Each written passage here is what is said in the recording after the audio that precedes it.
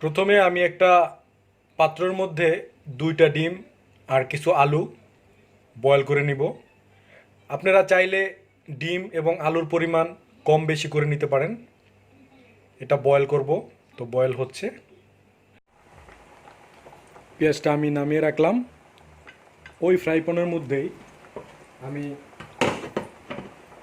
Tomato কুচি কুচি করে রেখেছি, এটা দিয়ে দিলাম। এটাকে আমি একটা সসের মতো করব।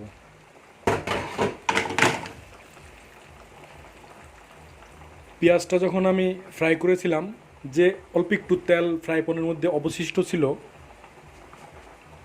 সেটা দিয়ে আমি টমেটোটা রেডি করে ফেলবো।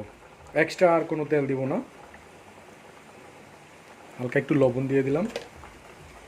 এটা আমি যতক্ষণ না পর্যন্ত সসের মতো হবে ততক্ষণ পর্যন্ত আমি এখানে ওয়েট করব।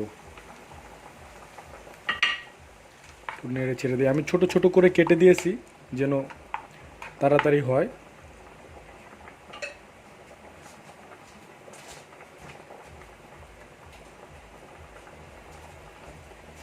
ঢেকে দেই, তাহলে খুব তাড়াতাড়ি হবে।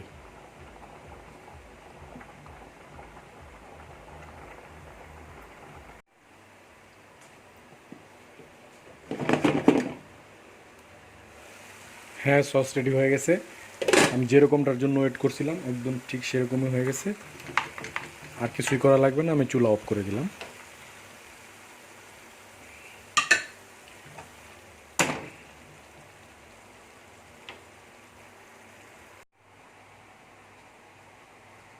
বন্ধুরা, আমি পটেটোগুলো সিদ্ধ করার পরে এভাবে একদম ম্যাশ করে নিয়েছি। আর আমার উপকরণগুলো বলে দিচ্ছি। এখানে আলু, এখানে আছে একটু কাঁচামরিচ, এখানে 2টা ডিম, ধনেপাতা, পেঁয়াজটা বেরেস্তা করে নিয়েছি, আর এখানে আছে টমেটো সস। তো এগুলো আমি একসাথে মিক্স করব। মিক্স করে এটা মিক্স করার জন্য আমি প্রথমে পেঁয়াজগুলো দিয়ে দিলাম, কাঁচামরিচটাও দিয়ে দিলাম,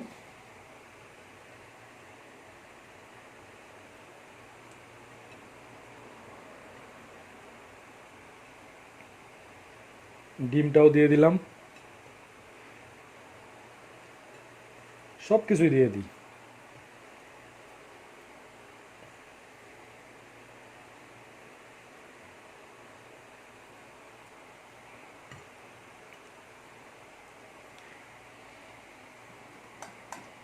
একসাথে দেওয়ার পরে আমি সুন্দর করে সবগুলো মিক্স করে নেব। পরিমাণ মতো লবণ দিয়ে নেবেন। আমি এর আগেও একটু দিয়েছিলাম সসে, এই জন্য একটু কম দিচ্ছি। এবার সুন্দর করে সব মিক্স করে নেবেন।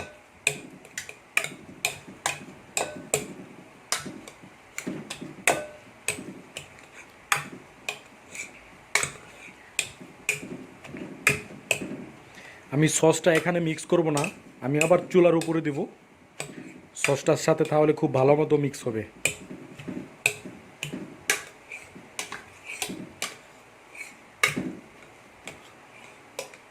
একটু লবণটা টেস্ট করে দেখি।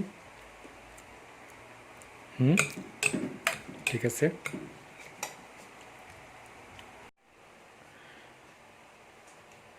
আমি ওই সসের ফ্রাই প্যানটার মধ্যে পটেটো এবং ম্যাশ করেছিলাম সব ডিম, ধনেপাতা সব একসাথে এটার মধ্যে দিয়ে আমি একটু চুলার উপরে রাখছি।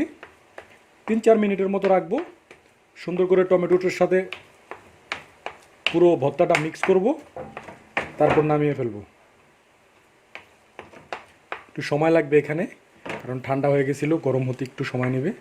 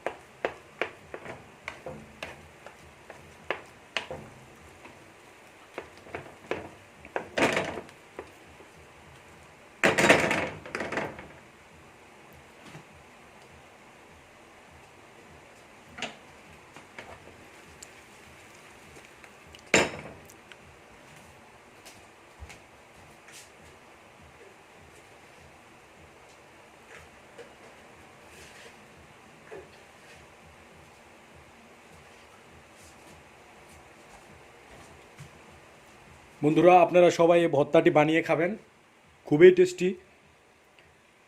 আমি এর আগেও বানাইছিলাম, এই জন্য আজকে রেসিপিটা দিলাম।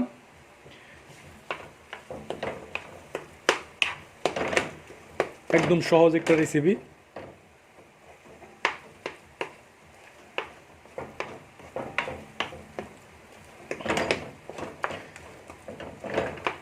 এখানে আমি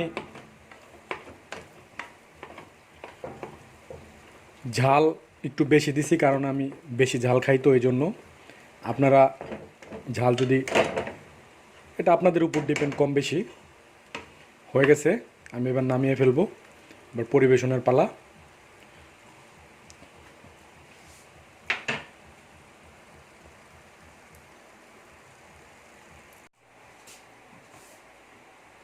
বন্ধুরা, হয়ে গেছে আমার ভর্তা। এবার আমি এটা এখানে রেখে দেব।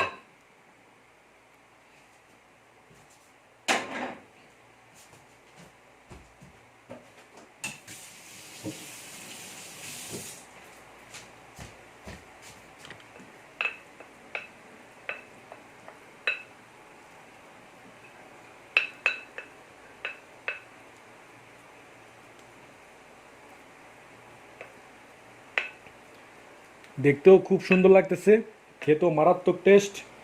আপনারা টেস্ট করে দেখবেন নিজেরা বানিয়ে।